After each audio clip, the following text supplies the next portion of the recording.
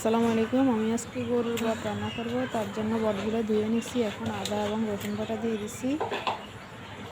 এখান দিয়ে আমি 1 চামচ লবণ দিয়ে দিচ্ছি। এখান দিয়ে আমি জিরা এবং গোলমরিচের গুঁড়া দিয়েছি। এখান দিয়ে আমি ধনিয়ার গুঁড়া 1 চামচ দিয়ে দিচ্ছি। এখান দিয়ে আমি মরিচের গুঁড়া 1 চামচ দিয়ে দিচ্ছি।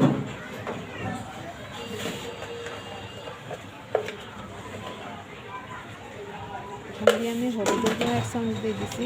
এখন ভালো করে এগুলো মিক্স করে নেব এবং মিক্স করে আমি এখানে একটু পানি দিয়ে দিব, তারপরে সিদ্ধ করে নেব। গরুর বটগুলো সিদ্ধ করে নেব আমি এই মশলা দিয়ে। এখন পরিমাণ মতো পানি দিয়ে দিচ্ছি, দিয়ে এখন আমি সিদ্ধ করতে বসাই দিব চুলাতে। আমি আরেকটু হলুদের গুঁড়ো দিয়ে দিচ্ছি। এখন সিদ্ধ করতে বসাই দিয়েছি। আমার সিদ্ধ করা শেষ, সিদ্ধ করা হইতেছে। এখান দিয়ে আমার সিদ্ধ করা শেষ। এপাশে আমি এখন রান্না করবো, তার জন্য একটা কড়াই বসাই দিছি। এখান দিয়ে পেঁয়াজ কুচিয়ে নিছি।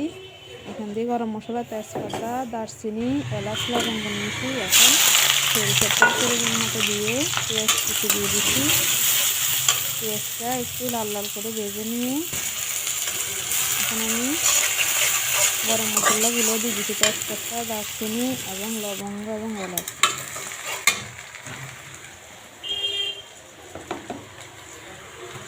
এখান দিয়ে আমি রসুন 1 চামচ দিয়ে দিচ্ছি। আদা 1 চামচ দিয়ে দিচ্ছি। এখন ভালো করে মিক্স করে নিতেছি পেঁয়াজের সাথে আদা এবং রসুনটা।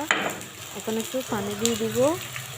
এখান দিয়ে আমি কিছু মশলা নিয়েছি, মাংসের মশলা নিয়েছি, গরম মশলা নিয়েছি, গোলমরিচের গুঁড়া নিয়েছি, হলুদের গুঁড়া, লবণ এবং জিরা এবং গোলমরিচের গুঁড়া। আমি আবারও মিক্স করে নিব। আমি মরিচের গুঁড়া একটু পরে দিব, এতে কালারটা সুন্দর আসে। মরিচের গুঁড়া আমি পরে দিয়ে দিচ্ছি।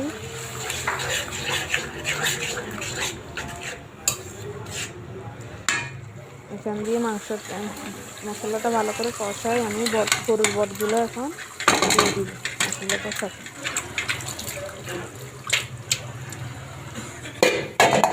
গরুর বটটা দিয়ে দিচ্ছি। গরুর বটটা সিদ্ধ করা।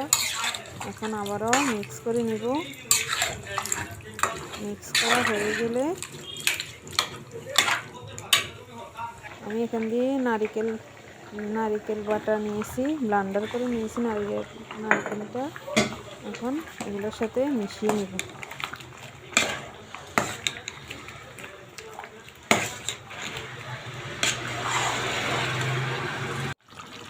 এই যে নারিকেলটা মিশানো হইলে আমি ভালো করে আবারও নেড়ে দিব বারবার। এই যে আমি একটু সয়া সস দিয়ে দিব, এখানে পরিমাণ মতো সয়া সস দিয়ে দিব। আমি আবার সয়া সস দিয়ে দিচ্ছি। এখন আবারও একটু ভাজতে হবে যাতে নিচে দিয়ে না ধরে যায়। এই যে আমার বটটা ফ্রাই হয়ে গেছে, পানি শুকিয়ে গেছে।